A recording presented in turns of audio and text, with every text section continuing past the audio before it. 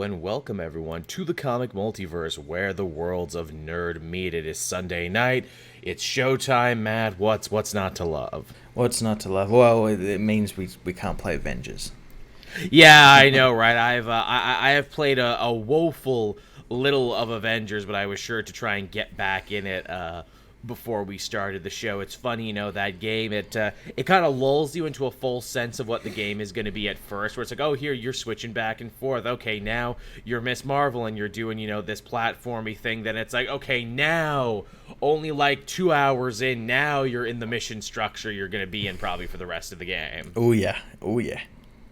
Still not to say I'm not enjoying it. I'm definitely enjoying it. Yeah, I finished the storyline, or like the single player portion of the storyline, which is a big chunk of the campaign. Was it yesterday, the day before? Because I got the 72-hour early access. Ah, that's right, you did. You got a head start. And yeah, I really enjoyed the story.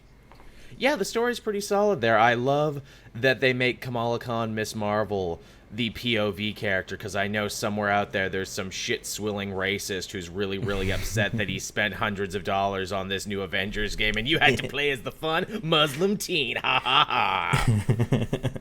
For a bulk of the game. Everyone I've played so far feels really great. Actually traversing with Miss Marvel and her rubberiness is awesome.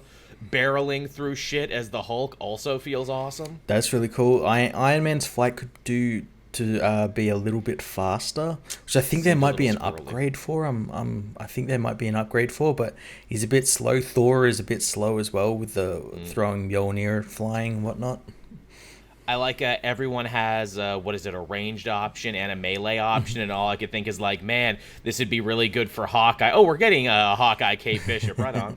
yeah, and it leads as well to like you can like customize like the builds and stuff as well. So like for me, because I've got the game on PC and PlayStation 4. On PlayStation 4, I'm maining Captain America, and nice. I've made him a range Captain America because his shield is an absolutely fucking steamroller. That feels great too, to throw the shield. The fact that he almost plays a little like Arkham is what he plays as, because you gotta be dodging and quick on your feet, and you can do all those fun takedowns and everything. Yeah, they all feel unique, and yet also not to the point where it's like, oh, I prefer one character over the other. It's like, no, I actually enjoy getting to play all of them. They're all really good. Yeah, there's not one character I'm like, oh, this fucking person. Yeah. And I'm super excited too, because they'll eventually be patching in frickin' Black Panther and Winter Soldier and all these other characters. Yeah. Well, we're getting Kate and Clint. I think we get Kate at the end of October and then Clint in November, and they obviously continue the story and everything. But yeah, I'm looking forward not also to heroes, but also villains, because there's villains that are hinted at throughout the iconic missions that you do that. It's very obvious they're going to be putting them in to continue those iconic missions. Yeah, I did the the Abomination boss fight, and I'm like, hey, how many more boss fights are on this one? I wonder. I know at the start of the game there's seven bosses. Yeah, and there's Abomination, Taskmaster. They count. I'm not going to spoil who else they count. Okay, yeah. But then there's two also that are like AIM, like super robot sort of things. Right, okay, yeah. The Ruby Weapon, you gotta fight the Ruby Weapon from Final Fantasy, which they could do, because Square Enix.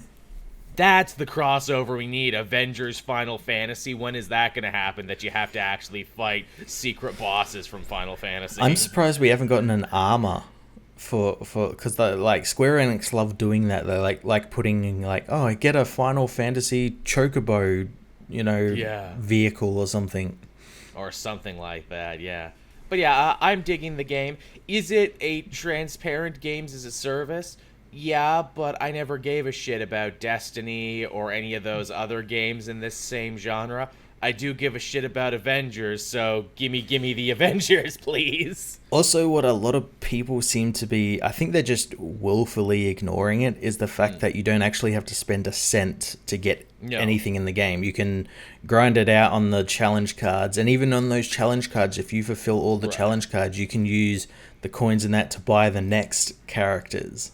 Right. Well, I mean, it helps, Matt, that, you and I are gifted with what is it, fortitude on this one. I know for some people out there who are already fucking gambling addicts, this shit's just like, hey man, just have a little taste. Come on, man, just have a little. Which must suck. Like, if I was like that, I probably wouldn't play video games anymore. No. Just for that reason. But yeah, Avengers is dope. I'm sure we'll talk about it more. We'll have to work out a time we can play now that I'm like far enough into the game and everything. Absolutely. I'm trying not to get, because I finished the story of PS4. I haven't really played much of the story on PC, so I've gone straight into the war zones and everything. And I'm trying not to get too far ahead of you in terms of leveling. Right, just to make it totally unfair. But yeah, it's good stuff. Have you, again, on the PC version, or I should say on the console version, did you run into any technical problems? Because I know some people in my feed were complaining about technical problems, and I ran into some on the PC version. On the PC one, I've had the game crash twice. Really? Okay, because it hasn't been that bad for me. Like, I'm trying to figure out, like, how, because I know one time was, like, I don't know, there might have just been too much shit happening on the screen at once. Possible. But the second time it just like crashed, like, and I was like halfway through a fucking harm mission. Yikes. PS4, I think like the odd like just glitch, like a character falls through the floor or something. Like that's about it on that. But yeah, these are the sorts of things that are expected of it. Should they be fixed? Absolutely, but you got to expect them for a live game. There was one I wish I was filming. I was going to stream it from the very beginning, but I was just like, oh, come on, man, let me play. Where, like, Kamala's hair was just freaking the fuck out during the convention scene. I got one on that where she turned bald when she got infected by the Terrigen mist. I'm thinking, oh, is that like... Is that like, because it's almost like it was meant to happen, like, oh, yeah, she got infected by the Terrigen mist and all her hair fell out before she fell into the cocoon. Jeez, we're doing real body horror stuff now, guys. Wow, didn't see that coming. Oh no, wait, that wasn't supposed to be. Okay. I was not surprised. I was surprised too. Soundtrack for the game is pretty solid. They actually used like some real music and shit. Licensed music, which is really surprising. And very indicative, too, of the Avengers movies, because you think all Marvel movies now, they have pretty fucking good soundtracks. Yeah. So that's pretty good. So, yeah, we'll definitely be playing more of that and definitely be talking more of that for a while, because I imagine this game is going to use the Destiny model, and that is just when you think they're done, oh, here's a new update, here's a new expansion, here's this, that, and the other. I saw someone say that... The thing the game needs the most is its own Taken King, which is like the big expansion that I think Destiny 1 had, which was like the one that like kind of changed it and made it actually really fun to play and everything. Yeah, which I mean I guess that's just the way these things work now, where it's like, okay, here's the game, enjoy it, learn it, and then we'll put out a big DLC that changes it. Yeah. And we'll go from there. Alrighty then. So I guess from there we can hop into the other news from this week. Obviously, we had to have a good chance there to talk about Avengers, because I know usually when I ask Matt, hey, what did you do with your week? I know what we did, because we did the same thing.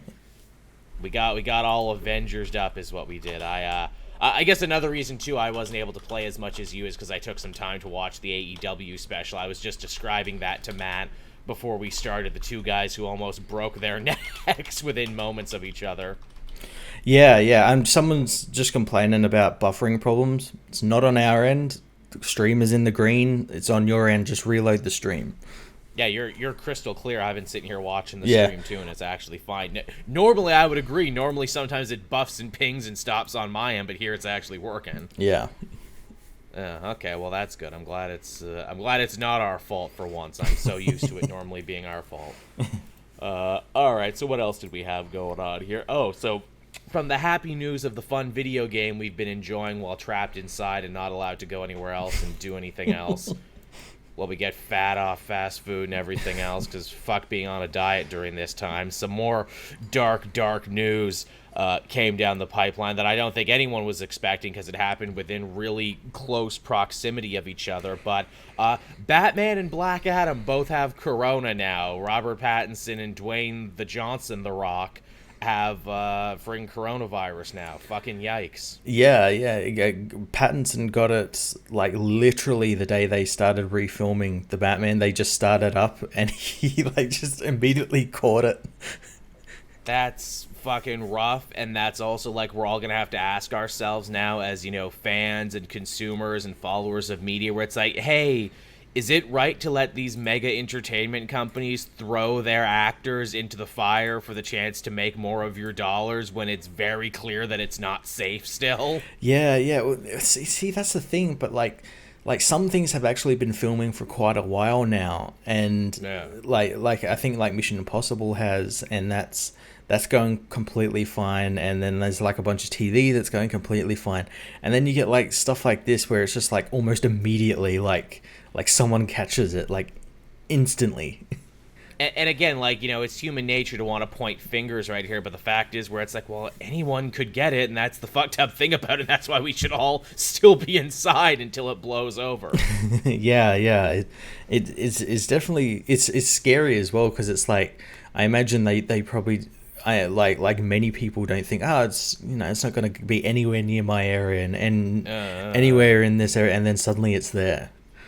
You know, I think it's getting to the point, and again, I apologize to our American friends and followers out there, where in other countries it's like, nah, we got this under control, it's cool, we can relax now, but Corona's like, nah, you can't relax yet, motherfucker. just when you sort of start easing back into it, it's like, oh, there's a big cluster over here. Yeah, like I'm eating out again. I gotta go pick up my glasses this week. I actually finally got that done. And even still, I'm like, oh wow, you know, we're heading back to a bit of normalcy. Everything's fine now. No, we got Batman and Black Adam, motherfucker. You're not safe. No one is safe. The Rock's one was kind of like yeah, of course he caught it, because apparently like he was just like having heaps of people over to his house, like family members. I'm like, surely like someone like The Rock would be a bit smarter than that. Yeah, as the chat is saying, the legendary glasses for Joel. Yeah, I know, Lich Lord Chris. I've literally been talking about it since this quarantine thing happened. The last thing I did was I got my eyes tested. They're like, okay, come in and pick it up. And then the next day, quarantine happened, and it's been like 4 or 5 months later, and I'm still talking about it. I got 2 pairs, actually. I got a black pair, and I got a blue pair, so that's good. Nice. And I think, yeah, I'll probably have to try and pick those up this week. I will be sure to wear it on the show so you can see that I got them, and that this arc, this long-running anime arc of Joel and his glasses have come to a close. Was it worth it? Probably not. Man, remember that filler arc in the comic Multiverse, Joel and his glasses?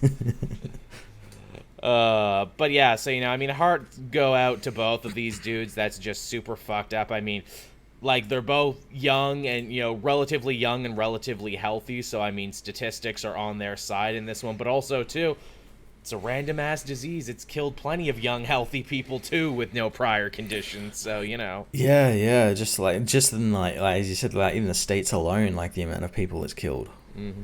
And you can get it again, is the other thing. It's not like you get it and you can't get it again. Nah, you can get it multiple times. Yeah, this ain't chicken pox. No, it's not. That's the extra fucked up thing about it, where it's like, well, you know, I got it, so I can't catch it. No, you can. You can catch it multiple times. And it's supposed to be just, like, incredibly painful, because it's that, like, respiratory shit. Which which was always my least favorite when I got sick, because I had, like, asthma when I was younger, and so it's just like that. I hate that feeling of, like, someone is sitting on your chest and you can't catch your breath. Yeah, it's very, very annoying, and, yeah, it's scary. And also, too, we still don't know what it means, getting the virus now, what that can mean for your health in the future and everything. Some of the pictures I've seen of the lungs that they took out of people, I'm like, oh, that looks like hamburger meat. It did that to it? That's kind of the scary thing, considering how long it's been around as well. Like I know it's a couple of months, but, like, it's a world pandemic. You'd think someone would have sorted something out, like, about it by now. I mean, I'm sure scientists and everything are working as hard as they can, but it's just like, how do you get a handle on this that is so big and so changing? And then you get into leadership problems, too, where there's like a big proportion of people out there who are just like, well, maybe if we stick our fingers in our ears and close our eyes and pretend it's not happening, it'll stop happening. Yeah, and it doesn't help as well that some of those leaders also start listening to those people that say that it's like, oh, Corona is caused by fucking 5G towers. Oh my You know, god, that bullshit.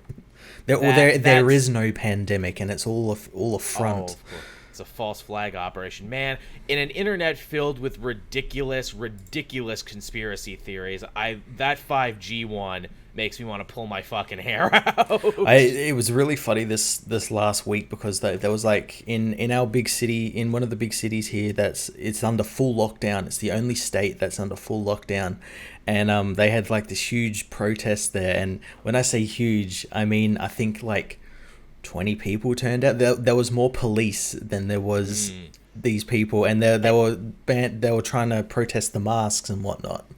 I think that was like a concentrated effort, because I know there was one in Germany, there was one here in Toronto. So yeah, they had a big day, the paint chip eaters. They all got out in force. And it's like, we say no more virus, we say it done now. And everyone's like, no, but it is though. Get the fuck home. Like what does your protest hope to do? We are protesting the virus, and you are handling it, so it will go away. Not how it works, guys. It's like our police were detaining them and just like putting masks on them and then sending them on their way. I saw that guy. What is it? I think it was the police chief in that area. He was on TV and he basically said like, "Hey, stop getting your information from the internet. Shut the fuck up and go home." Yeah, these people are batshit insane. Yeah, which is the most Australian way to deal with a situation. You're all crazy, go home. I love that guy. Oh, that's good shit. But yeah, so there's your Batman and Black Adam news, everyone. Again, I can only assume this will set back production on these movies again, but it's like the production was already set back, and I mean, at least for the Batman, they straight up said, when's it coming out? We don't know. Question mark. Well, I think Matt Reeves said that he's going to film as much as he can that doesn't require Rob Pattinson, and the stuff that he can get away with, he's just going to use his body double. Right. And then obviously do like whatever he can with Rob once he's better.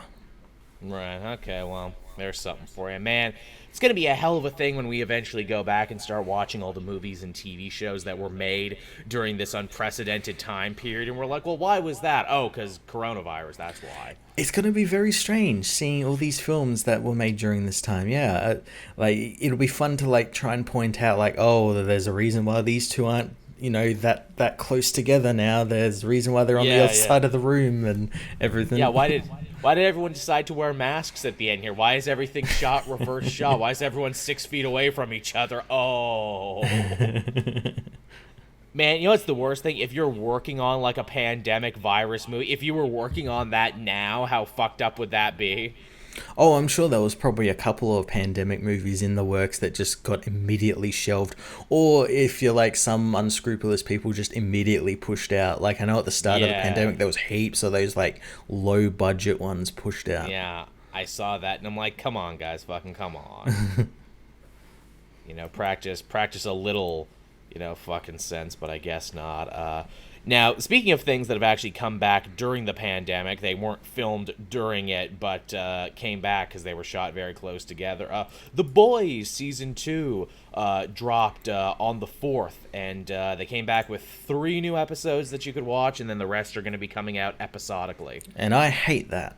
I wanted to watch them all at once. I was getting ready as well. I was like, oh, it's coming out Friday. I'm going to watch all the episodes. Mm-hmm. Welcome to the new age of streaming, Matt, when everyone has a service and they all want to keep you for as long as possible so they know it's not smart to give you all the episodes at once. Again, they've learned from The Mandalorian. I love you, Mandalorian, but why the fuck did you have to teach them your secret kung fu? Actually, I'm using my Amazon now more than I ever did. I hooked it up on the PlayStation. I had Prime for, like, buying comics and trades and shit. There was a point where I'm like, oh yeah, they have TV shows, don't they? And like documentaries and shit Netflix doesn't have. And I've actually been watching Amazon a lot recently. I watched that D&D documentary, The Dungeon Master. I'm like, oh, this is fun. And I watched that Image comic documentary, The Image Revolution. Yeah, they got some good stuff on Amazon Prime. They really, really do. So yeah, The Boys, we watched the first 3 episodes. I'm going to come out and say it. I like these 3 episodes more than I liked the first 3 episodes of last season. Yeah, I'd agree with that. I think the show has really found its voice now. I think it's really found its direction. And honestly, too, and I know we kind of talked about this at the end of season 1, I think that, really just using the Boys comic as a jumping off point and kind of, setting its own course, but also still making reference to and still, thematically being connected to the Boys comic, I think it's actually better served because the Boys show, while still very much an action comedy, is not a farce. No, it isn't. Like, they actually kind of want you to care about the characters, and you do. And, obviously Kimiko, the female, has a big, arc during this thing because, hey, they find her brother that was mentioned at the end of the previous season. And, she is kind of torn between her loyalty to family and her loyalty to her new surrogate family in the Boys. Yeah, not only that, her brother is a soup terrorist who the Seven are gunning for.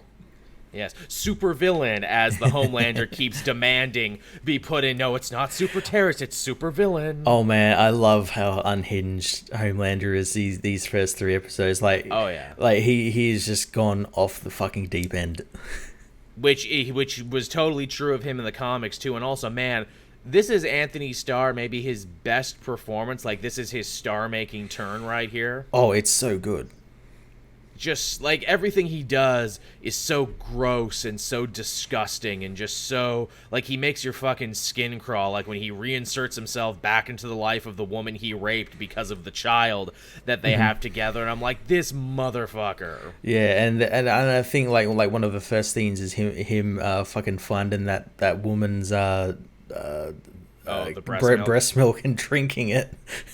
Which, man, I bet you didn't think that he'd be Mother's Milk in this show and not the character called Mother's Milk. Isn't it weird that they got the breast milk fetish in, but it's not for the character it was meant for? That's crazy. We got Gus Frings in here, too, as the actual president of Vought, who was referenced in last season, but not actually seen until right now. He's having a good turn as, villains in this and Mandalorian. He really is. Oh, yeah, apparently, if you just want, a good kick-ass villain, you hire that motherfucker. Hey, he plays them well. He really does. We get a little more backstory on Vought and, why it is the way it is and everything. They don't mention the Vietnam connection because Garth Ennis clearly didn't write the script. And he's like, now let me explain how it all goes back to Vietnam. It can't always go back to Vietnam, Garth. Yes, it does. Well, I think they've changed it so that it goes back to World War II because they mention, Soldier Boy and all that. Soldier Boy, who is actually going to be in the 3rd season. Oh, that's cool. Yeah, because obviously season 1 was really more the DC XP characters, and here in season 2, they're definitely referencing more of the Marvel-centric ones. We had the Daredevil stand-in guy. We have Storm. What is it? Not Stormfront. That's a whole other thing. But yeah, we get more of the Marvel-centric. They mentioned Tech Knight. Gecko, who was created for the show. Yes, who's a very cool. Who's that actor? Where have I seen him? I know, I've seen him too. I just can't place him. He looks so familiar. The chat is mentioning too the Deep. Yeah, well, they are doing crazy shit with the Deep that I never expected. Where it's like, okay, you make him the guy that you hang the whole sexual assault thing and the superhero community's depravity on, but then he keeps coming back, and I don't think they're trying to redeem him, but they are trying to see how far he can fall to where now he's getting tied up in superhero Scientology. Yeah, and the cool thing about the Deep is as well is the guy's a complete fucking idiot. Oh yeah, so he doesn't see this is very obviously a cult. They're using you to further their own agendas and everything. Oh, yeah. But you don't see that because you just want to go back onto the 7 and be holding babies and getting all the glory and whatnot. Mm-hmm. And he has a drug-fueled freak-out where his gills talk to him, and his gills are voiced by Patton Oswalt. Patton Oswalt, yeah. Patton Oswalt is just having a fucking moment, isn't he, for getting to be the voice of all these things. First it was Happy, and now he just keeps coming back and everything. But yeah, I'm liking this. I'm digging this. Also, too, something the show is doing that the comic never really got into until the very end, and that is the moral battle between Butcher and Huey, where they're both kind of fighting for the soul of the boys and what their mission statement should be. Yeah. Carl Urban as Butcher, man, is so good. Yeah. Carl Urban is like God's gift to fringe comic book properties. Yeah, he's wonderful in every single way. He you know, he's cool and he's, you know, suave and he's badass and everything, but then he'll say and do a thing and be like, "Oh no, wait, you're an asshole." Yeah, I forgot. He makes you love him and makes you hate him in equal measure, and that's pretty freaking dope. Oh yeah, I meant to talk about it too. Stormfront, one of the new additions to the show, where I'm like, oh, they made her a woman for this. Interesting. Stormfront was a guy in the original book, and like a straight up like Nazi. Here they're quickly peeling back the layer of being like, oh, she's a cool, fun riot girl. No, she's not. She's actually racist. No, she's not. She's this, that, and the other. And I'm like, oh, that's fun. You're like slowly revealing how horrible she is. Yeah, they keep all of that intact, and also they're doing like with characters like Starlight and Queen Maeve and Stormfront now. They're doing the whole thing where I think Stormfront even references it, where it's like corporate feminism, where it's like it's very fake and very, you know how do you do, fellow kids and everything, where she's not like that at all, but these others are, and she's calling them out on it, and I thought that was pretty cool. Yeah, for being corporally mandated. Again, you know, the show goes directions the comic never did, and, you know, Starlight's story in general is one of the coolest things they've added here, because none of that is in the book. No. And yet here they give her so much to do, and, you know, being a female celebrity and having to, you know, like, duck and weave through all these pitfalls and everything, and also still try and help out Huey and everything, and it's all very good. Yeah, very good. It's solid. It's solid shit. I'm digging it. And, I mean, Ennis clearly seems to enjoy it, too, even though they've changed a lot of his work, because he even went back and wrote another comic about the boys just because. Which I haven't read that one yet. You have. I read the first issue, and it was definitely a Garth Ennis book. Of course it is. But, yeah, that's The Boys, everyone, so far. Pretty solid 3 episodes. Yeah. Solid 3 episodes. Interested to see where it goes. Ooh, I gotta mention this. Frenchie was wearing an Elite Kenny Omega shirt in episode 2. And I'm like, okay, who's the fan here? Is the actor the fan, or is the, wardrobe department the fan? That's fucking cool. I love that. Alright, what else do we have going on this week? So here's some unexpected news. Batman the Joker Warzone, a collection of stories that I guess were meant to tie in to Joker War as it is going on now, will not be coming out alongside the book, will be coming out a little later. And why is this important? Well, apparently that John Ripley Batwing Batman story actually begins here in this. Yeah. Again, repurposing 5G stuff. Literally 100%. This is, hey, we had this story already written. We had it already sticking around. And, oh, I guess it's important now. Guess we better come out with it. Mm-hmm.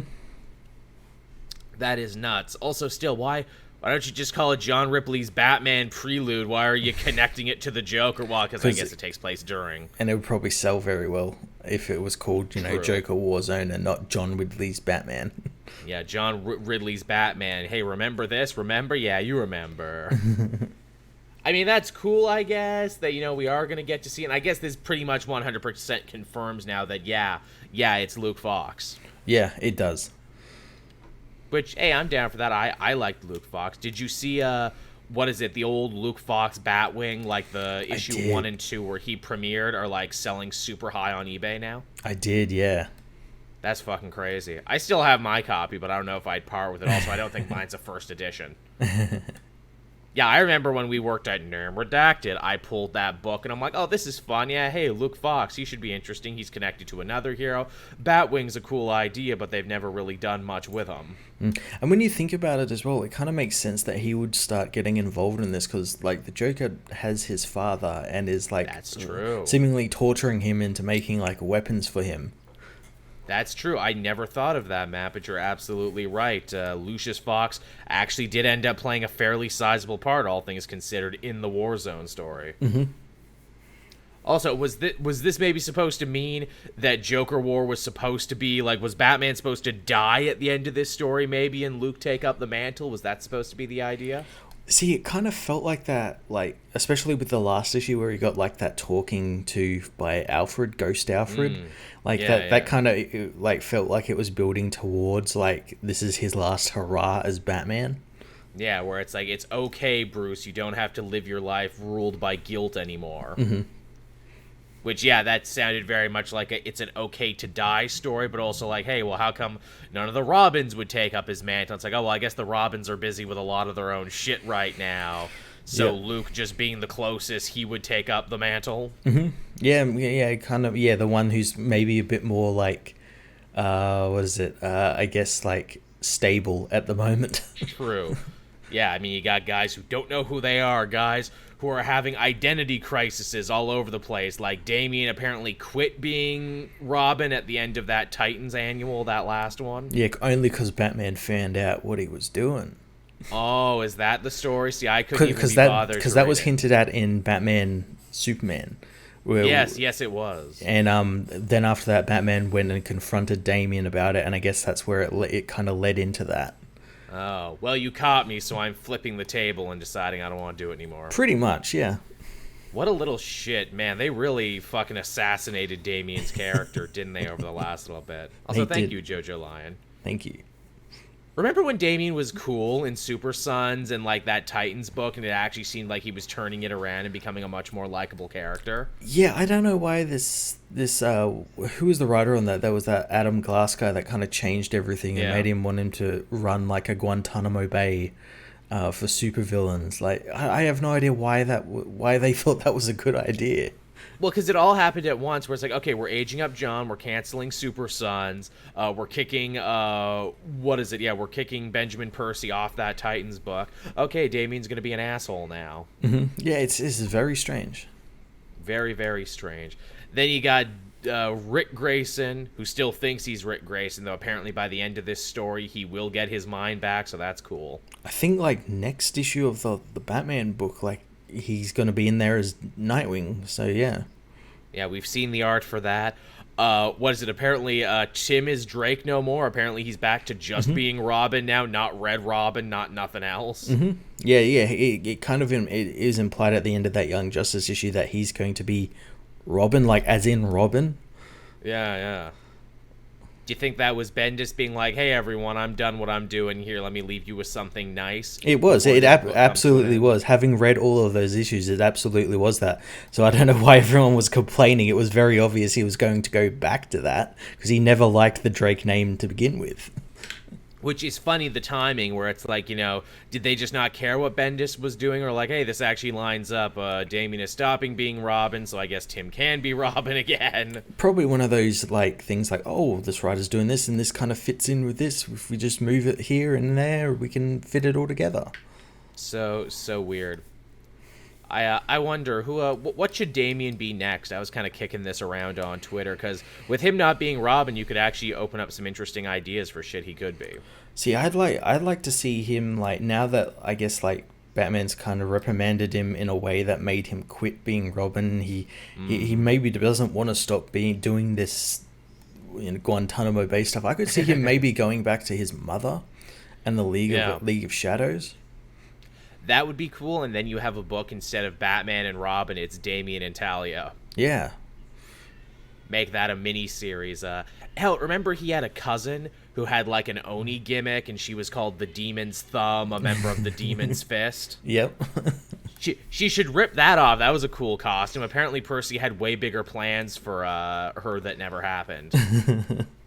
The chat saying Flamebird? Yeah, I kind of agree, actually. I saw some, like, fan art online of Damian as Flamebird, and he had, like, kind of an orange trench coat setup that was reminiscent of his Batman suit, and I'm like, that's actually pretty slick. I've kind of always liked the idea, though, that Flamebird should be a female, because there's the Flamebird and Nightwing of like, Kryptonian lore, where one's a man and one's a female. Right. That'd be interesting. I mean, no one's doing anything with No. Bet Kane recently. No. Just slip into the role, but someone else I think said Redbird, which was a character he briefly became in Batman Inc. when they were all trying out different identities. Yeah, you could go any which way with it. The chat saying Demon. Yeah, Demon's not a bad code name, being like, hey, I am renouncing the Wayne in my name. I am Damian Al Ghul again, and I will go by the code name Demon as the Demon's head. He basically becomes the Batman that we see him in as the future. Yeah, the Batman 666, the shitty one. Someone else said the Heretic. See, I was pitching Heretic because obviously that was the evil clone version of him that killed him in Batman Inc., but then apparently someone else told me the Heretic actually came back and was the villain of that last Adam Glass arc. And I'm like, fuck. Though the Heretic wasn't using the name the Heretic anymore. The Heretic was calling himself the Other. He stole someone else's lame identity. Oh, God. And I'm like, oh, yeah, this is what we need. Just everyone trading identities back and forth. Yeah, they need to do an identity crisis issue where it's just them all just trying to figure out, like, okay, who's who? Who wants this name? Who wants this name and who wants this name? It's like a big divorce proceeding. Everyone has to decide who gets what. It's like that picture you see of like that couple sorting through the Beanie Babies, but instead of Beanie Babies, it's names, code names.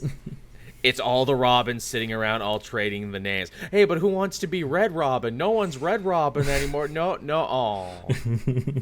I never hated Red Robin. I never got people why they were upset that Tim became Red Robin. See, I never saw people getting upset about it. I saw people really liking it. I always saw it as a promotion. I'm like, yeah, he is Red Robin, like Dick is Nightwing. Yeah. I saw it as, I think some people didn't see it as a promotion, like in the same way that Nightwing was a promotion. I don't see how, but okay. Yeah. The chat is also spamming Red X now. Yes, Red X was very cool in that Teen Titans show and then nothing else ever. Yep.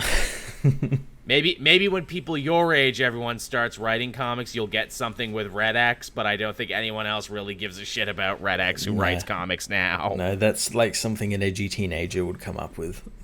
Which was literally the joke of it, because that was like the thing that Robin came up with to go undercover. Hey, speaking of shit characters came up with to go undercover, what about Renegade? That was a fun name that Dick tried out when he was trying to impress... thank you, Pat Senior. When he was trying to impress Deathstroke and his daughter, maybe Damian should be the new Renegade. Yeah, well, and I guess that kind of makes sense as well. Fits. Yeah.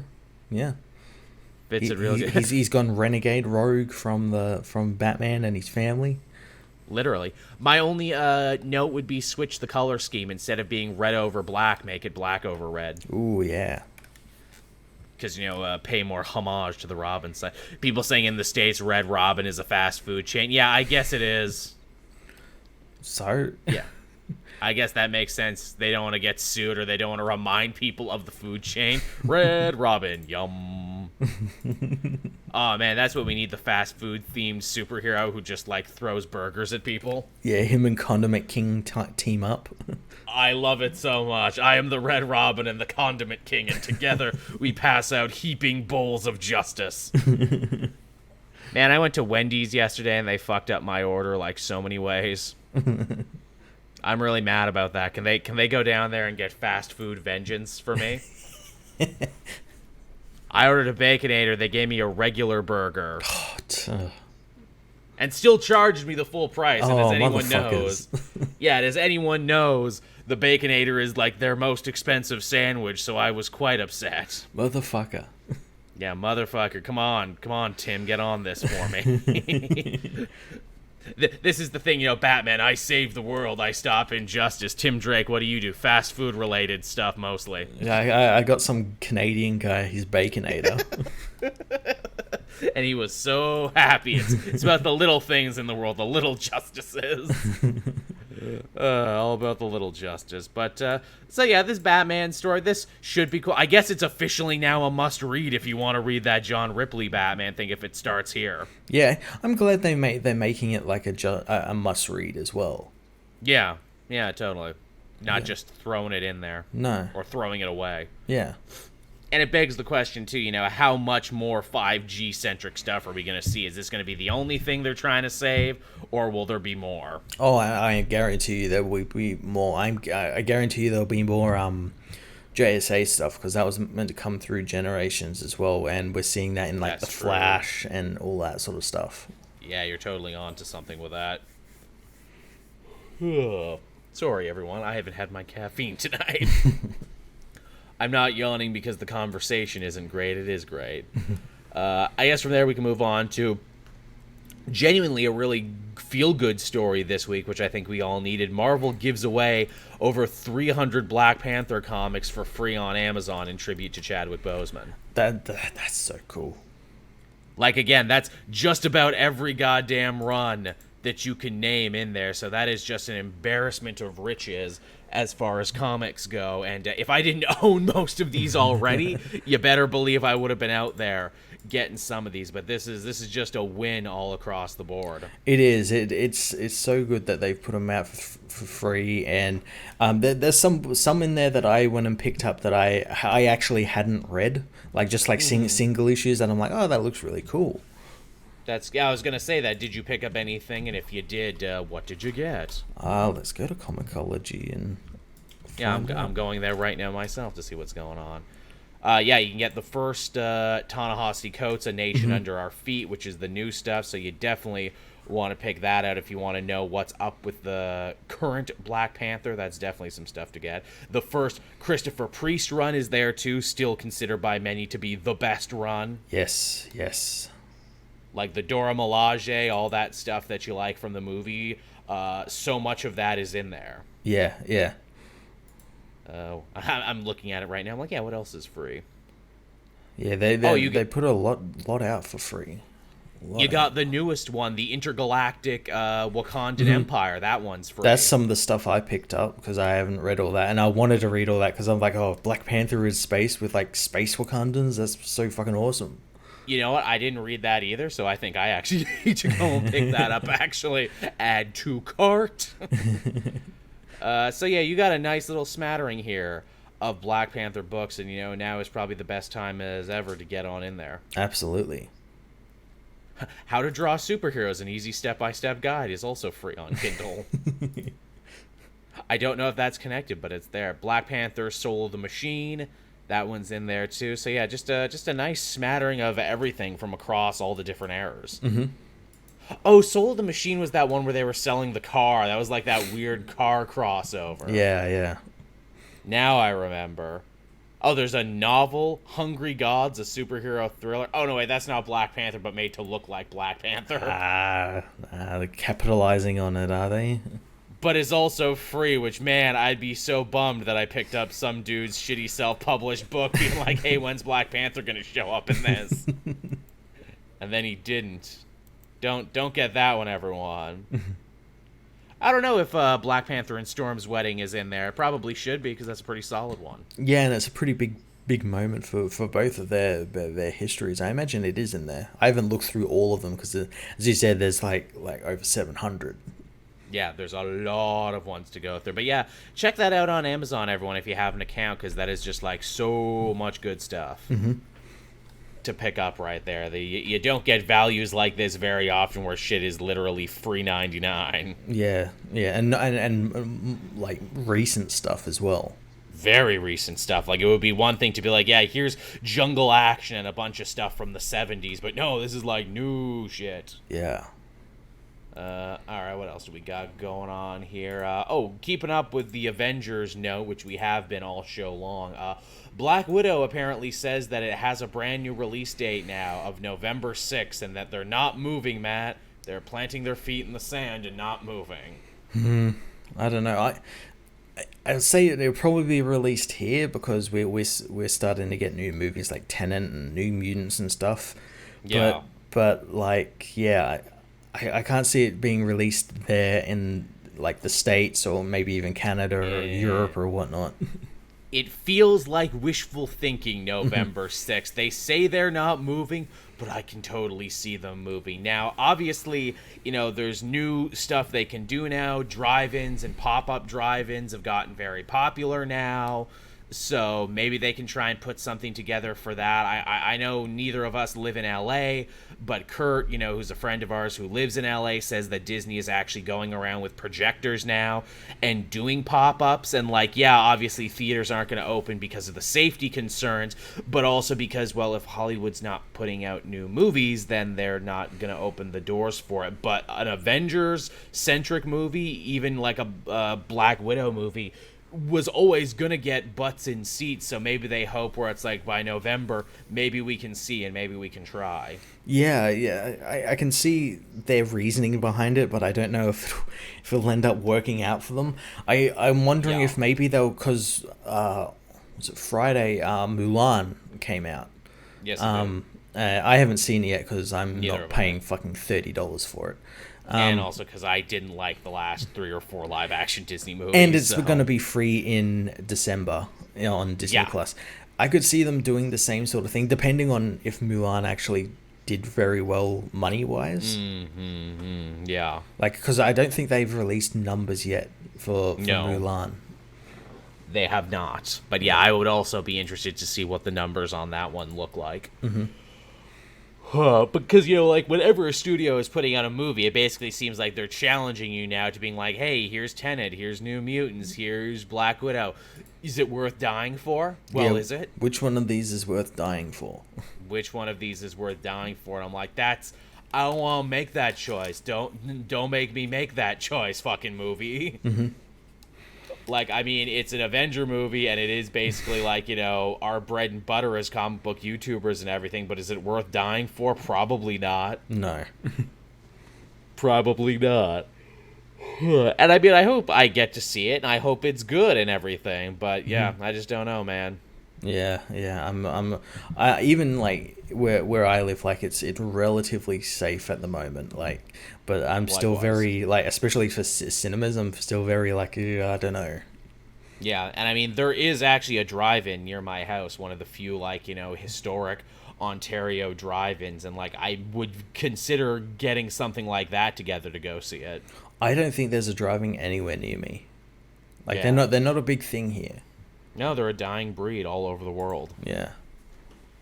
If places even have them to begin with, but I mean, we'll keep you posted as we get closer to November. Maybe Disney knows something we don't. Maybe that vaccine really is just right around the corner. Ho ho! Mickey developed a cure. Everybody, ho ho! They've been testing on Mickey. There you go. In the park, yeah. Well, we tested on guys who looked like Mickey. Yeah. Yeah, we unfroze Walt and tested it on him. Now that is going to be a fucking way you get butts in seats where it's like, hey, everyone, buy a ticket for Black Widow and get one coronavirus vaccine with it. Get your Disney-branded corona vaccine with purchase. Tell you what, get the whole family, you get a small popcorn with it, too. Or the movie that starts, like, advertising itself where it's like, we can't promise it's so good it'll cure coronavirus, but we're not saying it's not so good it won't cure coronavirus. How'd you like the movies? Oh, it was a triumph, a visual tour de force, and I'm pretty sure it cured my coronavirus. How about you, Billy? Well, it didn't cure my coronavirus, but it cured my impotence, though. Well, that's good. We didn't see that happening, but good for you, Billy. But yeah, there's your Black Widow news, everyone. I fucking hope we can all see movies by November, everybody. But the way things are going right now, I wouldn't bet money on it. Yeah. I'm still not going to the cinemas anytime soon. That's the other thing, too, where it's like, even when they tell us it's going to be safe, it's going to take us a while before we actually do feel safe. Me, at least, because I'm genuinely paranoid. Yeah, no, well, yeah, I know some people. I know that there was a guy who went and he got on a plane. He was in the States. He got on a plane to go see Tenet twice in another state and came back and had to, like, self-quarantine and everything just to see Tenet. I'm like, really? Yeah, I know. It's a hell of a thing. Like, why would you risk that just to see a fucking movie? I mean, I think it's, like, also more than just that, too. Now it's, like, the chance at feeling normal. I guess so, yeah. Where it's, like, so many people just want to feel normal, even when it's, like, yeah, but if you do that, you could, like, not only kill yourself, but kill a lot of people around you, too. Yeah. So that's a problem. I guess with that done and out of the way, we can actually talk about what we read this week. I know we haven't done that for a while because we've had big specials and interviews and everything, but some big comics came out this week. Some big ones did. Yeah, I guess we'll start with what was probably the biggest one. Do you want to talk about Empyre issue number 6, the big finale? Yeah, the really cool finale. That was kind of a little bit rushed. Yeah, they were spinning a lot of plates, and yet by the end, they just powered on through and finished every one, and there was stuff from the tie-ins we got to read that they paid off, and stuff they paid off from tie-ins we didn't get to read. That's what I really liked about this issue is like because I've been reading the Fantastic Four ones, so like seeing like the Fantastic Four and kind of come back in like a big way and kind of be like one of the catalysts as well for it was really nice. I'm still perplexed that they cancelled the Thor one, considering he's the reason the war ends. Yes, he has a new power now to control life because his mother is Gaia, and I'm like, oh yeah, I guess that would have been important. Oh well, is he ever going to use this power ever again? Yeah, probably not. I sincerely doubt that as well. It's funny. I like that Al Ewing built this thing where it's like, oh, what's going to kill our heroes first? The Death Blossom, the Pyre that's going to blow up the sun, or these Kree and Skrull who are going to kill each other first? Yeah, it's like 3 fucking doomsday weapons that all go off within like a minute of each other. Yeah, and so we all got to get our shit together, and we all kind of got to get out there and help out. And really, the tide starts turning when the Kree kid and the Skrull kid, who are like embodiments of the war, decide to stop fighting each other and, see their common ground. And that like has this ripple effect of everyone else coming together to, overcome the evils. And weirdly, Empyre, as cliche as it is, it became a story about family right at the end, because like everyone had these like weird soap operatic family connections that they had to deal with. Yeah, well, and as well, it was like a story about like the next generation and like the children are the future. Literally, because like we have like Hulkling and like Wiccan and these 2 children and Val and Franklin Richards and like all these characters who are children of famous heroes and families and stuff like that, kind of getting center stage.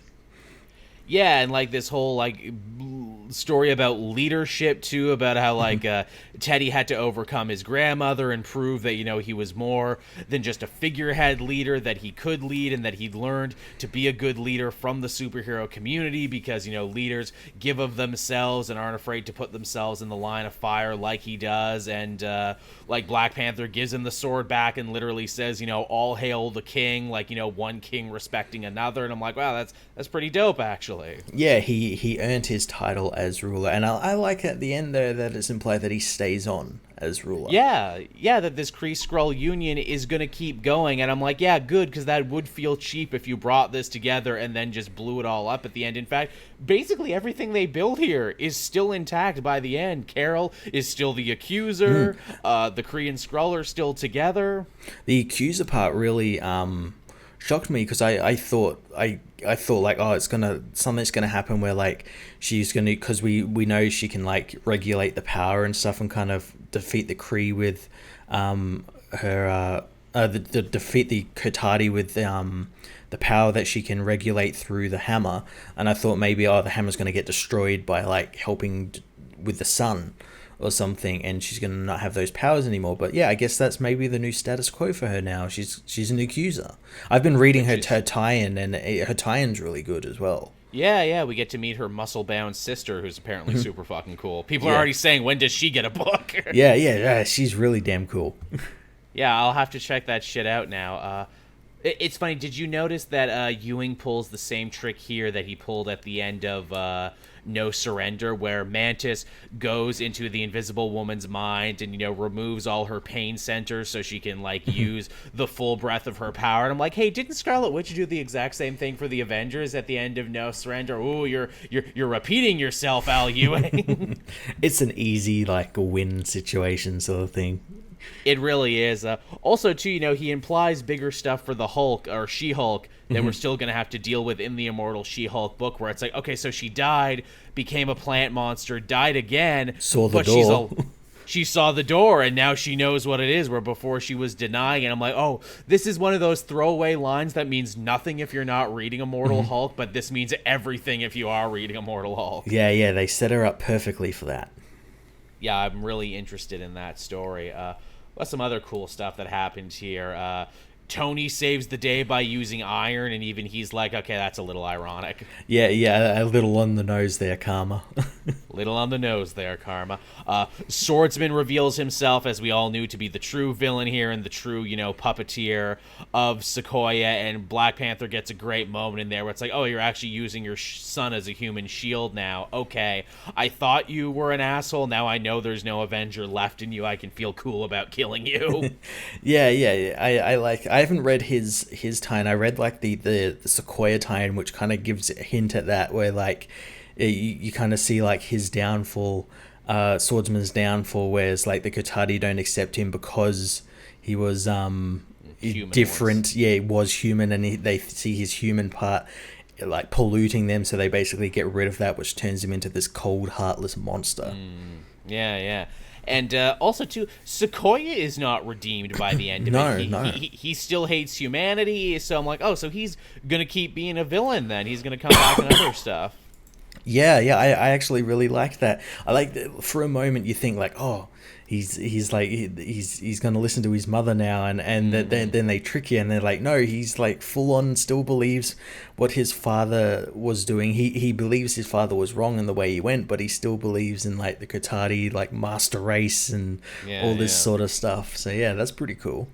I didn't bring this up in my video, and I feel like an idiot for not bringing it up because it's so obvious that this was always the story that they were going to tell, where Sequoia's like, oh, I was raised to be the Messiah. I would save the world. This is my holy mission, to have plants rule over animals, can't you see? And even though he was defeated here, he actually did help usher in a new era of peace and understanding between the Krees, the Skrulls, the Earth, and everything there. He did end up being the Messiah, even if he didn't think he was, and even if it didn't happen the way everyone thought it would. Yeah, it happened in a different way, whereas, yeah, he as Reed says, like, at the end, like the whole galactic, like, there's been like a paradigm shift in the galactic landscape now. This is like huge, and Earth is at the center of it.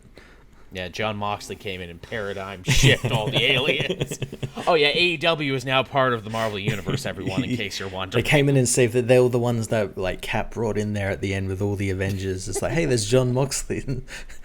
They did a run in and just did the beat down on Sequoia. They were hitting him with chairs and kendo sticks. It was great. But yeah, so it's funny, usually when a story like this ends, that's all about war and alien invasion, you feel kind of drained and everything at the end of it, where it's like, oh, we lived, we died, but oh, war is hell and we survived. This story actually had probably one of the happiest endings of any event in a long time. It did. It's still technically not ended because we still got the aftermath issues that come out this week as well. Right. But yeah, it did, like, for all intents and purposes, end on a really happy note. Which is funny because we were moments away from blowing up the Earth 3 times over, yeah. But now it's like, no, we good, bro. Yeah, we good.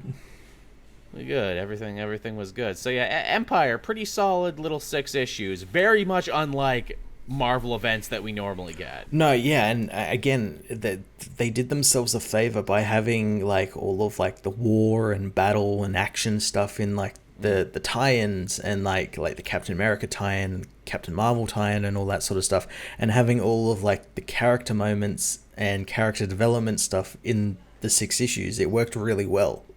Usually it's the other way around. I was going to say, man, this event feels backwards, but then it's like, no, well, isn't that how it should always be? The character stuff and the actual meaty, substantial stuff be in the main book, and the fighting and the action be in the side material? Yeah, and again, hopefully this is how they go forward now with their events. I don't know if they will, like, I guess, like, changing them up for variety's sake, but, like, but it works like this. It works. True. Because, I mean, how many times have you and I had an argument with someone in the comment section where they're like, well, I don't understand why X would do Y. And I'm like, oh, well, you have to read tie-in B to understand, because they go on a big, long soliloquy to explain it. And it's like, well, that should have been in the main story then. It's not a good story if I need to read side material. Yeah, and now it's like the opposite. Now it's like, well, these were just people talking. Where was the action? Where was the war in the tie-ins? Yeah. There was lots of fighting, we just didn't really see a lot of it. But yeah, so that was Empyre. Empyre was all right. Yeah. What else did you want to talk about this week, Matt? We had Deceased at Planet issue 3. Yeah, we did talk about another planet that's screwed multiple times over. We got zombies, now we got Amazos, and now the forces of hell are getting involved. And can I say, I really enjoy that it's just not another series with just zombies as the villains. I like that there's Agreed. like variety. Like as you said, we've got like Penguin and his like cabal of billionaires and their army of Amazos, as well as fucking Trigon coming and getting all upset because he's not getting a piece of this anti-life fucking pie. Leave it to Tom Taylor to open up the concept of the zombie apocalypse and actually find interesting new angles to it, where it's like, yeah, if you're a zombie, your mortal soul is still trapped inside your body, so the forces of hell are upset they don't get to reap these souls, and if this keeps happening, they're just going to wipe out all life on Earth and start over. Yeah, they're upset they're not getting their paycheck every week. I love that. I love that a lot. And I'm also like, oh, cool, you work Trigun into a thing. Not enough stories work Trigun into stuff. He does that quite a bit. He did it in Injustice as well. I know he did. That was cool. And then you got the evil billionaires club making Amazo androids because they're like, yeah, well, we're not just content surviving in the zombie apocalypse. We want to take over the fucking world. Yeah, and they're surviving thanks to Floronic Man. They got him hooked up to machines, forcing him to use the green to produce like food and supplies and stuff for them.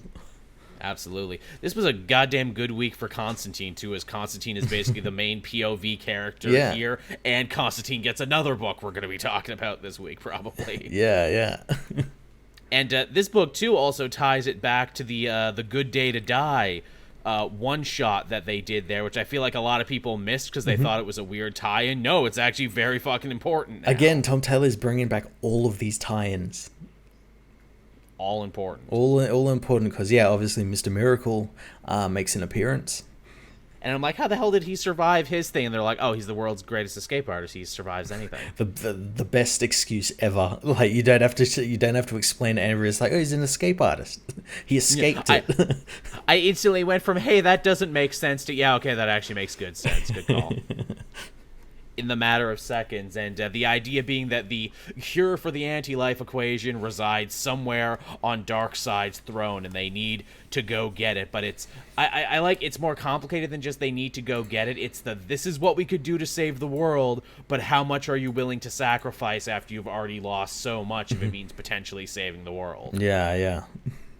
Because, like, we could just keep surviving the way we're doing like we have been doing, but we might all die anyway when the forces of hell come or the Amazo androids come. So, like, what are we willing to give up? Yeah, this plan only deals with one of those three Things, doomsday devices, you know? And considering that this is 3 of 7 issues in, because there was a moment where I'm like, how are they going to fill this up for, 5 more issues? And then I'm like, oh, okay, there's actually a lot you're going to be filling it up with.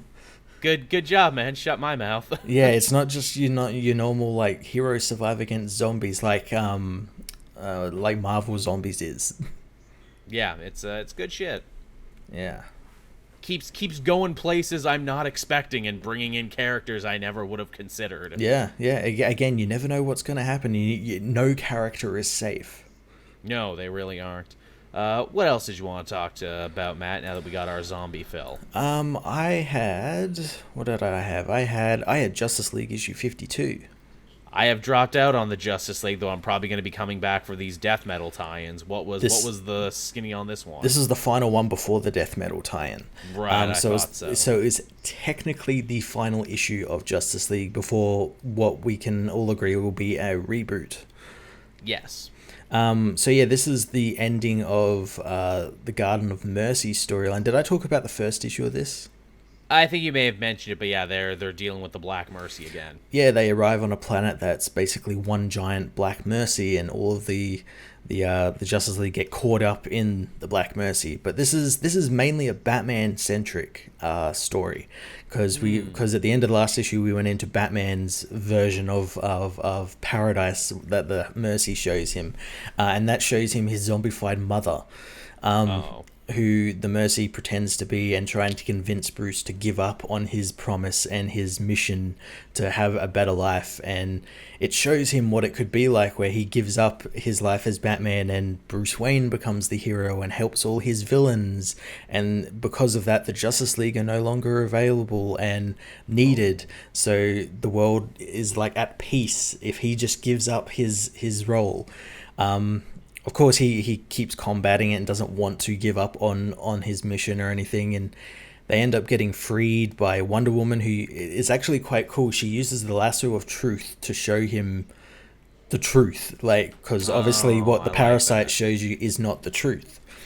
So they end up freeing it. It is. Jeff Loveness knows how to write these characters. I always hate when people don't use the lasso, where it's like, you could have gotten out of this if you used the lasso the way it's supposed to be used. It's the best get out of jail free card, and not many people use it. They never do. No. So they end up getting free, and they end up escaping back to Earth after defeating the Black Mercy. And the rest of the issue is just like Clark and Bruce talking, because obviously Superman has had many run-ins with the Black Mercy, and this story actually relates back to the original one with Alan Moore, because it's implied that the Black Mercy is actually part of the same hive mind that Mercy was from. Oh, nice callback. Now, but wasn't I seeing too that this issue we get to see what Superman's ideal world is, and it's the world we're living in now, because like Superman is living his best life all the time. Yeah. This is where this plays in, because he knew Bruce or something, and he relates to it by telling Bruce the story he had, which is he had a life on Krypton with a wife and child before marrying Lois and all that sort of stuff, and he says it was like a drug to him, where it's like he kept thinking about it because he felt so real that it made real life feel like a lie. And then he realized that he can have a life and still be a hero. He just needs to do it, and that's what led to like him marrying Lois and having a child and all of that. And yeah, that's when he realized that the life they're living now is the best life they have. Aww. Yeah, and he and it's really cool. He never once asks what Bruce saw, because like he knows it doesn't matter. It wasn't real in any way, so it doesn't matter what he saw. That's really cool. Yeah, it was a really nice like two-parter story. Again, Jeff Loveness, he's been doing like really good work, because he did like the last couple of issues of Shazam before the final issue that Jeff Johns did. He did this. Yeah, he's been like kind of doing like the fill-in work, but it's been like good fill-in work. Yeah, his one-shots are pretty solid, agreed. Well, that's nice. Again, we were talking about Constantine before. Well, guess what? Constantine had a big week this week, because Tom Taylor gave us Hellblazer Rise and Fall, his new Black Label title. I haven't read this one yet. It's pretty good, but I will forewarn you, it's nothing we haven't seen before. This is literally Tom Taylor being like, hey, if they let me write Hellblazer at Vertigo, this is what I would have written. That's what it felt like, because I did flick through it, and it felt like, yeah, this isn't anything game-changing. No, this is as classic Hellblazer as you can reasonably get. In fact, it's actually filled with a ton of different references to the long-standing history of Constantine, because like literally the first couple pages is we see Constantine being born and his mother dying, as we know is a big part of his origin. The doctor's name is Jamie Delano. As in the original creator of Hellblazer. Isn't that fun? Yeah. The bar they drink at is called the Dillon. Get it, as reference to Steve Dillon, the artist, and everything. Which, honestly, when we think about, the great succession of Constantine writers, we got great Brits, great Irish people, and now a great Australian taking the mantle. Isn't that fun? Yeah. If you've been part of the British Empire and you're a great writer, everyone gets a stab at Constantine. It's the rules. Has anyone Canadian written Constantine? I mean, hey, we were technically colonized by the British. Do I get a chance? I'm sure there's probably been someone. At some point, yeah, I'm sure. But yeah, it's, Constantine, he's reconnecting with a friend from his youth who's become a cop and is, dealing with a strange set of murders. A bunch of fat rich guys have fallen from the sky with angel wings and impaled themselves on church tops. Oh, as you do. Again, classic Hellblazer shit is what it is.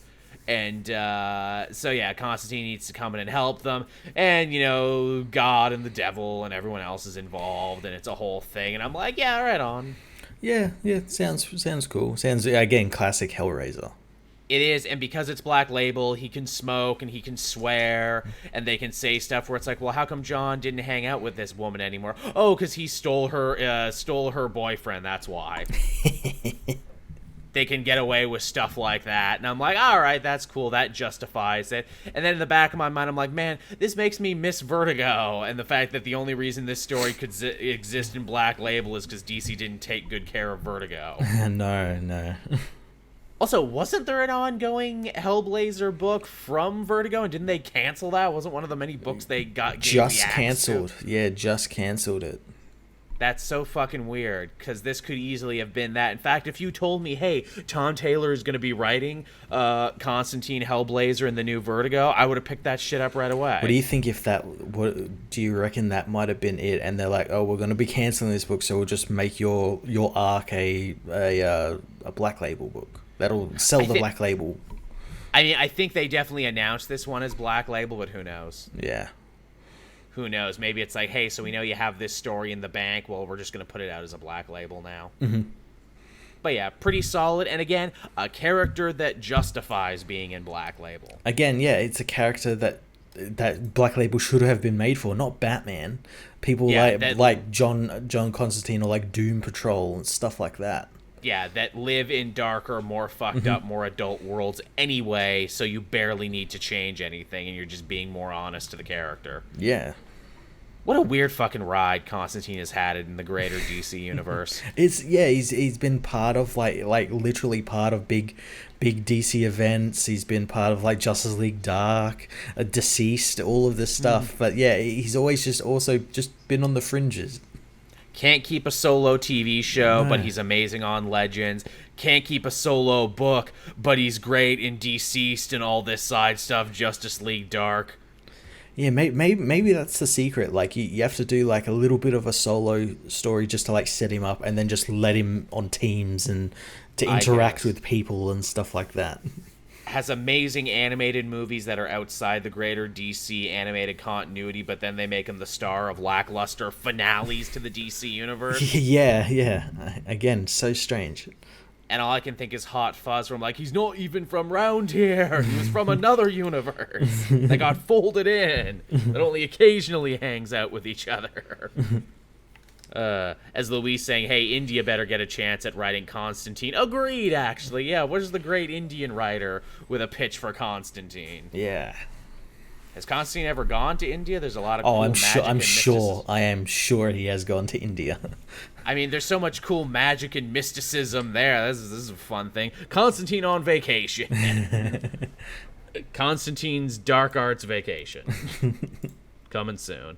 What else did you have, Matt? I only had 2 more books. Well, I had a book that I wasn't going to pick up. I read it and decided, I'll pick it up, and people actually seem to really fucking love it. And that was the new Doctor Who crossover. Oh, who's he crossing over with? Well, it's a crossover with Doctor Who itself. It's like a big sort of event.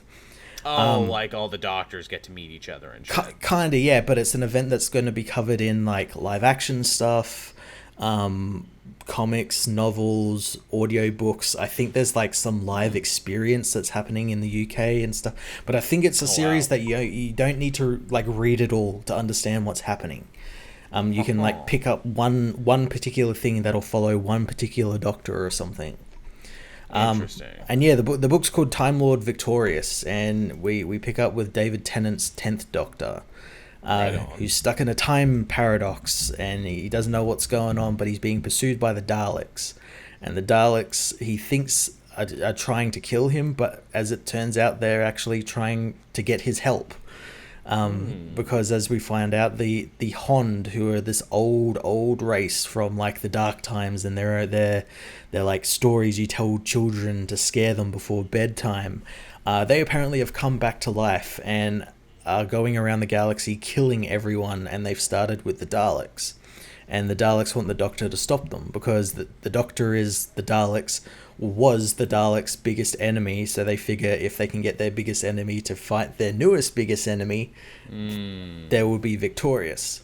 And right, I'm looking at it right now. Yeah, there's audio plays here. They made a big deal because what is it? Eccleston is finally coming back for an audio play for the first time. Yeah, and the best thing as well, like all of these, to my knowledge, are like in canon as well. Right, that's cool. Oh, so this is kind of like what they're doing with Star Wars. This is kind of like like something like that, where it's like it's a sequel, it's an event, but it's something we can only do in multimedia. That's pretty clever, actually. Yeah, and I think we're getting more comics after this, and I think, again, like I said, I think it's so that if you want to follow the 10th Doctor, you can follow him here. If you want to follow the newest Doctor, the 13th Doctor, you can follow her here, and that sort of stuff. And you don't have to read all this because it's impossible to because there's like some of it that's live action that you have to be in like England to see, and there's like obviously not going to be happening for most people.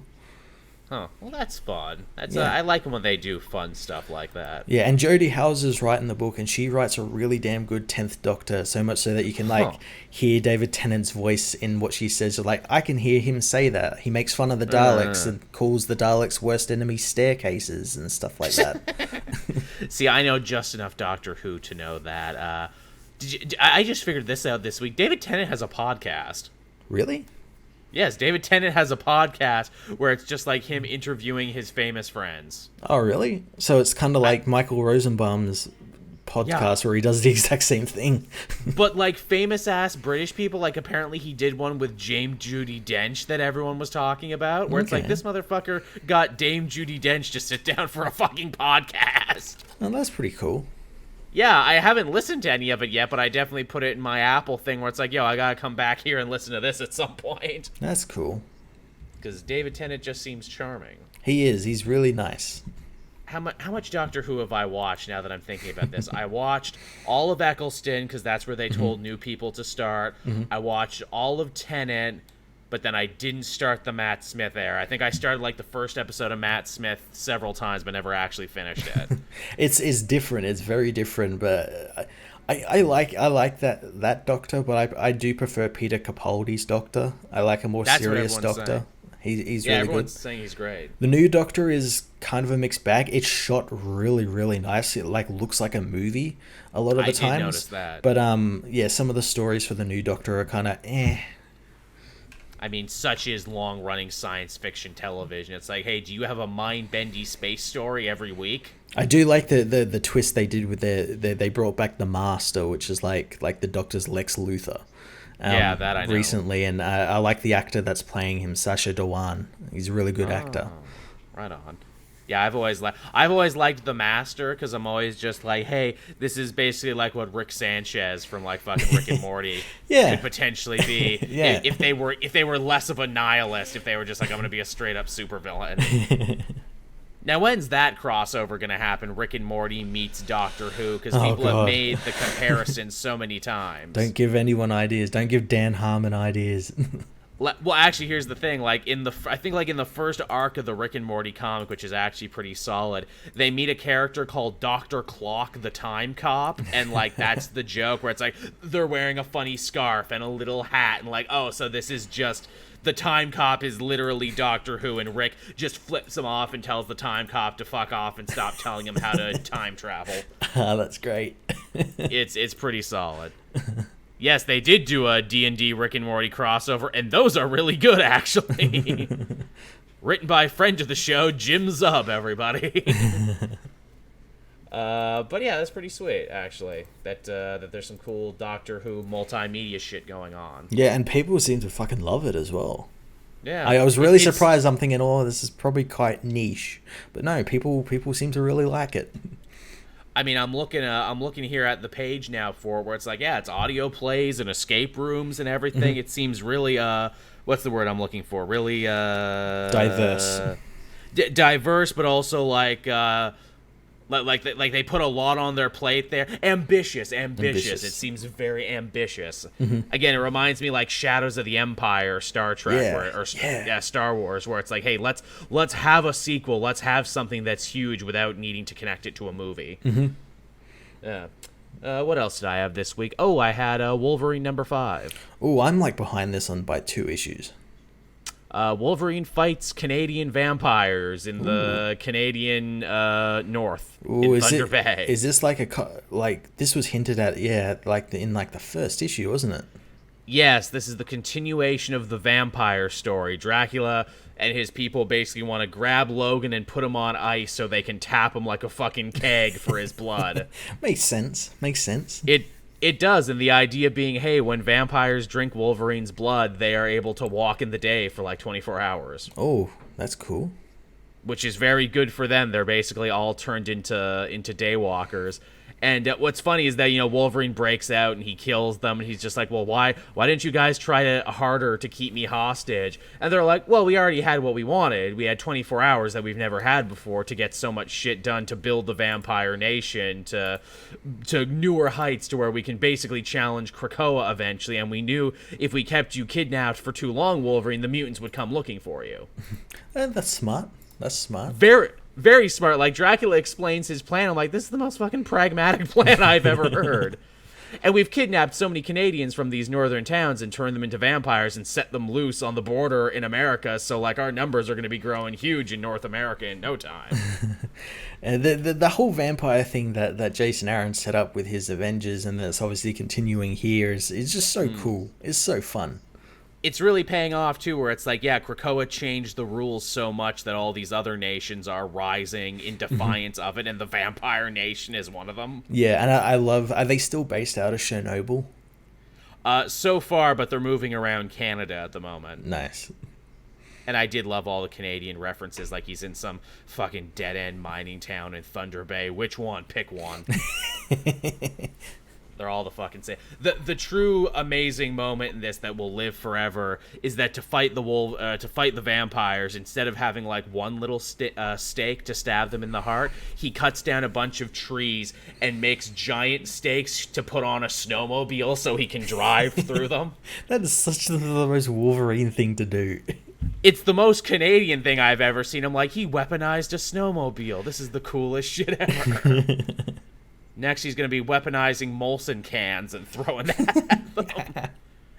But yeah, it's pretty dope. And then at the end of the book, he either gets recruited by Thor to have an Asgardian adventure, or he gets taken to Fortnite. I'm pretty sure that's what it was, because I saw the page. I'm thinking, oh, fuck, am I going to have to read this Fortnite fucking tie-in now? I had a chance to do that first Fortnite book from Donny Cates, and I'm like, no, Joel refuses. That's what's really like I'm torn, because it's like it's fucking Fortnite. I don't give a fuck if Wolverine's going to be doing the fucking floss or whatnot. But on the other hand, I'm like, it's written by fucking Donny Cates though. So it could probably be pretty good, and also it would probably get a lot of views, because like that last Thor book that kind of tied into it with him fighting Galactus and everything. I got so many Fortnite kids commenting on that one. It's like, where's the Fortnite? But where's the Fortnite? Is this connected to Fortnite? What about the Fortnite? I'm like, kids, I don't know what you're talking about. I needed to go Google it. Yeah, I'm probably gonna have to bite the bullet now and have to do that if it's gonna tie into that, because I didn't think it would tie in that far. Apparently it does. If I did do it, I'd maybe wait till it was over, and I'd maybe do like a bigger, like, history-centric video, like the history of the Marvel Universe and the Fortnite universe, because I know they've technically like crossed over already, because Thanos was in there and the Infinity Gauntlet and like all this other shit. Was that the world that Donny Cates hinted at the end of that Thor book? That was like Thanos getting the victory royale. I didn't think so, but maybe now. Maybe. Matt, you've just sent me into a fucking existential tailspin right now. I'm not going to be able to sleep tonight. I'm just going to be thinking about that. That page was like seconds before Thanos like dabbed on Thor and killed him. Thanos wins. Chicken dinner. Yes, I know that's a different series, but still. God damn. Great. Now that's going to rattle around in my head. I hope you're happy. I had one last book this week. I was actually able to get through most of what I read this week, which was cool. And what book was that? That was Miles Morales Spider-Man. And how's that been? We're still doing Outlawed, which is hilarious. Yeah, oh wow, that's still going on? Yeah, because of the virus, these books got, like, so fucking far apart now that, like, even I forgot when I was reading it. But it's not a big part. That's the good thing, is that, like, Outlawed is happening in the background, but it's not taking over the main story. Mm-hmm. Maybe the Miss Marvel book will deal with it more, I don't know. That book hasn't come out in a while. We still need to see what's going on there. Yeah. But basically, some dude broke into Miles' house dressed as Spider-Man, and at first he thought it's just like, oh, this guy's just fucking with me. Oh, no, wait, he moves like me, he can stick to walls, he has spider sense, he can venom blast. Uh-oh, this might be my clone. Oh, no. I know, it's like another Spider-Man clone. But it's more interesting, though, because this spider clone we discover is actually connected to the Assessor, this weird gray-skinned man who kidnapped Miles before and tried to, like, categorize his power. And he said, oh yes, test subject 0024. And it's very clear he's talking about the Ultimate Universe. Yeah, I was going to say, because, yeah, that's coming back, obviously, in Venom, with what Donny Cates is doing there. And, yeah, I was wondering if they were going to, like, bring stuff from the Ultimates universe back into, like, Miles's book. Yeah. Oh, they've been doing it for a while, and this is the chickens really coming home to roost, because the big twist here is that the Assessor and his goons just aren't after Miles because of his connection to the Ultimate Universe. They're after his parents and his new kid sister, too. Okay. Because they're technically from there as well, and I'm like, now it's all coming together. And that's basically the issue. There's some side stuff with, like, Gank and a bunch of the other kids having, like, a sit-in strike against the agents of Cradle, who are trying to get kids to sign pledges to be like, hey, if you see any other student exhibiting superhero behavior, you pledge to turn them in, right? And the kids are like, no, you jackbooted thugs, get the fuck out of our school. And Cradle's like, damn it, I thought policing and bullying kids would be so much easier. Get the tear gas. They're so transparently evil, Cradle. It's funny. I kind of love how transparently evil they are. Hey, remember that New Warriors thing that was supposed to come in and be a tie-in to all of this, too? Holy shit, yeah. That awful new team. Yeah, which, was it awful on purpose? I don't know, because the book hasn't come out. Yeah, holy shit, I completely forgot about that. Maybe it's better it took forever for that book to come out. Maybe now people can actually kind of enjoy it and see if it was a joke or not, because it's so people fucking just removed. Forget about it and it'll sell awful. But I imagine it'd probably end up being pretty good, because we talked about it and how it was written by Jim Zub. No, Kibblesmith. Kibblesmith, that's right. And we were talking about how, like, it could definitely be a joke, and that, like, that's the joke, that they're like this, like, corporately mandated, like, fellow kids sort of thing. Bad team, who are literally put together to fight the champions who we like. And go after them. That they're the corporately mandated. In fact, they might have been created in tubes. We don't know, because so many of these characters are new. Actually, let me look at this now, because, the Miss Marvel book was supposed to be a big deal, and because Solid didn't admit is writing both. Okay, so 14 got moved to September. So it will be coming out at some point.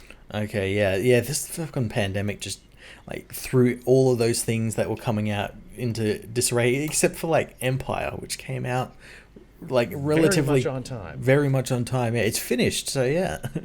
That's shocking. Yeah. Yeah, I feel like maybe they didn't know what to do with some of these titles. It's a hell of a thing, but I'm glad it's finally coming out. Mm-hmm. Now that we can finally see what's going on with them. Because, it felt weird with no Miles and no Miss Marvel for the longest time. Yeah. I guess none of us read that new Black Widow book that came out this week, did we? I wanted to, but I'm like, it's like I was kind of shocked that she still had, like, a #1 coming out, because I remember they had that series not too long ago that started. Yeah. I know my idea was, it's like, I got a light week. Maybe if I'm able to finish all my books, I'll come back and I'll talk about Black Widow. Maybe I should move it close to November now, because now we know that's when the movie comes out. Yeah, I mean, I kind of want to read it, because it's Kelly Thompson that's writing it, isn't it? Yeah, and it's getting good reviews. Yeah, yeah, and she's doing like really good stuff on Captain Marvel at the moment. Yeah, most definitely. It looks fun. I mean, the problem with Black Widow is that she's one of those characters where she'll always get a series, but it never lasts long. Yeah, yeah, and it's usually like pretty good because like the last Black Widow series I read, which was the Mark Waid one, was really damn good. Yeah. Wade had a good one. Yeah, quite a few people have had really good Black Widow runs that kind of rise and fall. Yeah. But yeah, so that's everything I read this week. Did you have anything else? Or I got one more. Okay. And that is the final issue of Shazam. Oh shit! See, I fell off. I'm like, I should read this, and then I'm just like, nah, my heart's already broken. But do tell. Yeah, no. So like we got obviously the Jeff Loveness like brief fill-ins, and this is the return to the story where the Shazam family were fighting the Monster Society in Philadelphia. And not only that, but it's prime time because Superboy Prime shows up. Yeah, who was supposed to be a big deal, and now who gets kind of put right here at the end. Yeah, yeah. Well, he's going to be a big deal this week because he's in Trinity Crisis coming up. Oh, that's right. Fuck, is that why they finally had to finish Shazam? To be like, no, because they're using him in something else. I feel like it. I think so. Jeff Johns must feel so dirty. Oh, we'll let you do one more issue of Shazam. Why? Because this character's in it. So while Billy is shrunken down and gone into his father's head to defeat Mr. Mind, because Mr. Mind was controlling his father, the Shazam family have to deal with not just the Monster Society but Superboy Prime, and they don't know who Superboy Prime is, and that obviously makes him super fucking angry because he's his own biggest fan. So much so that Black Adam comes and ends up fighting him, and ends up working with the Shazam family and Shazam to fight Superboy Prime. There's like really cool scenes near the end of the book where Shazam and Black Adam team up to fight Superboy Prime. Cool. And yeah, the book ends with CC getting his powers taken away from him, but not only that, his memory as well. Oh, well, I guess they have to do that. There's such a fucking heartbreaking scene where like CC, he has no idea who Shazam is or anything. So Shazam, so Billy plays it as like, oh, I'm just the local hero helping you, and he asks about the man's son, and the man's like, I don't give a fuck about my son. Me and my ex like got rid of that kid as soon as we fucking could. All that sort of stuff. No. So yeah, Billy is just like left like heartbroken, but of course he has his family. He has his Shazam family who come and look after him. That's where that story would have gone. Yeah, that sounds about right. The end of the book is like a lot of like, it felt like it needed one more issue because there's like a lot of like pages that are just like boxes of dialogue that's like, oh, and the family live happily ever after. Superboy Prime is taken to the Justice League and imprisoned, and Black Adam ends up like befriending the Shazam family and becoming the 7th champion. Wow, what a great series with a great ultimate conclusion that got killed before its time. I think if it had one more issue, it could have just like expanded all this, because all of this happens in like the last 4 pages. That's fucking heartbreaking. That is a goddamn shame.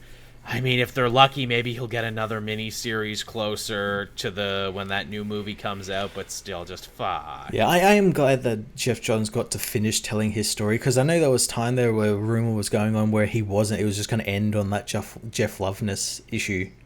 It was just going to end. But yeah, I guess he got to finish his story, but yeah, I just wish one more issue just to sort of expand on all this stuff. What a missed opportunity, but such is DC's relationship to both the character of Shazam and Jeff Johns. We love you until we don't. Yeah, it all depends on who's in charge that week. DC Comics is the CC Batson of companies. I don't care about my fucking son. Get out of here. We're gonna dump you again. See you again when you got that movie money, I guess. Little prick. Well, I'm glad it had mostly a good ending, though. Yeah, it was a bittersweet ending, but it was like kind of hopeful. Still had that hopeful like sort of ending note. Yeah. I would say it's definitely worth revisiting for people who like Shazam. It was pretty solid 18 issues, 19 issues? What was it? It was 14. Wow, so I gave it even more issues than it actually had. Fuck. That's why I'm also kind of like peeved it didn't get that 15, so you could have 3 volumes, 3 equal volumes. Damn it all. Well, everyone, on that note, I guess we'll start winding down the show. Thank you for coming and watching and listening. We always appreciate it. If you're a patron, you'll get to see this episode in both audio and video form before anyone else over on the Patreon page. For everyone else, it's Wednesday, 8 a.m. Eastern Standard Time. You can find us here live Sunday nights, 10 p.m. Eastern Standard Time, most of the time. Most of the time. Most of the time, unless anything goes wrong. Anything planned for the week, Matt, that you want the people to know about? More Avengers, and Literal Chris is asking if either of us are going to check out Ultraman that comes out this week from Marvel. I definitely am. Depends how many new comics I have. Again, I always leave stuff like that for the end. So if I can't fill the whole week, I'll give it a look. But I'll try to read it so we can talk about it on the show, if nothing else. Well, I was looking at this week. I've got a pretty short week, but like I've got 4 new number ones.